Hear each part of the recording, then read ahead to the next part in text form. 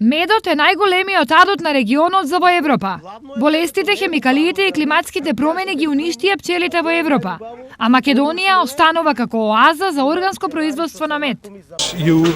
Земјоделството е се уште традиционално, но забележувам дека луѓето овде започнуваат да користат повеќе хемикали. Се надевам дека нема да се зголеми многу.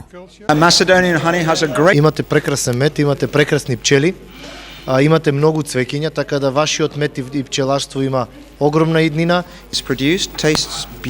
Сепак, климатските промени не се без влијание врз пчеларството и во источниот регион.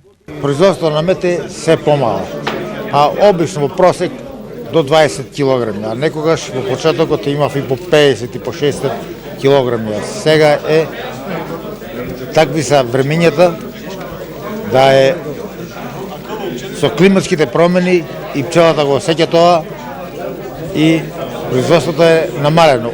Во голема опасност и пчелите и пчеларите, зашто самите климатски промени прво нас не бомнат, па и животните. И сите овие современи пестициди што се потребуваат, све делува. Се помалиот број пчели во Европа и Турција го вклучи алармот на пчеларските здруженија. Поорганизирани заедно преку проект на Erasmus Plus програмата, ќе бараат спас за пчелите. Ние знаеме дека бројот на пчеларите е се помал и сакаме да направиме нешто. Овде посетивме традиционални пчеларници. Сдруженијето на производители на органски производи Аронија од Делчево е партнер во овој голем проект, кој ги отвора вратите за пласман на македонскиот мед. А органски пчеларници во Холандија и Турција и Холандија и Англија нема, бидејќи таму е загадена почвата и се многу прска.